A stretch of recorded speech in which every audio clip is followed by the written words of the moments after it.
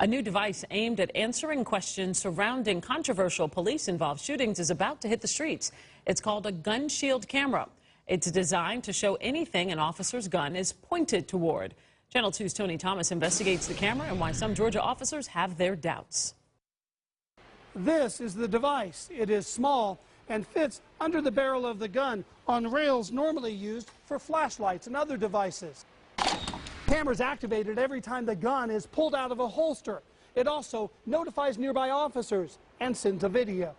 Put the shovel down. Drop it. How will this help the community? Well, it's another tool that's unbiased. Think it could save lives? I do. Shield police gun camera creator Max Kramer believes his device is the wave of the future, allowing more transparency at a lower cost for police departments when their officers have to pull or fire their weapons. It's another tool that's unbiased, that holds people accountable. Don't shoot him! Key in a time when officer-involved shootings have become more controversial than ever.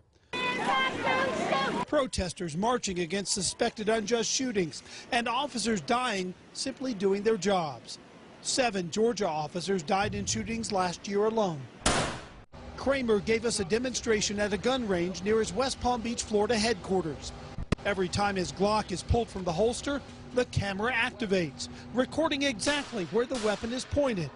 The camera is Wi-Fi and Bluetooth connected and can send its location to commanders and nearby officers, alerting them of the situation. Please don't move.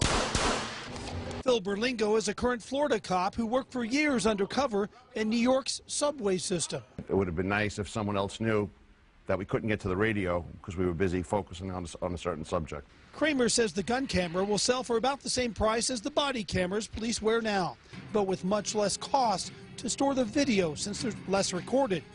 The camera's been in development for more than 3 years, mainly due to several revisions requested by skeptical cops. Many officers say one flaw of the body camera is if they actually have to pull their weapon, the view of what's going on is blocked. It's hard to tell through the body camera whether LeVar is pointing a gun at me or another camera. The creator of the gun camera says it would clear it all up.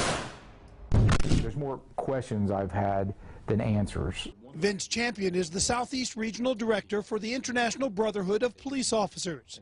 He says the gun camera would not show the key part of a confrontation, what led up to the use of force. That's what we need to know of whether it was a justified shooting or not for that officer.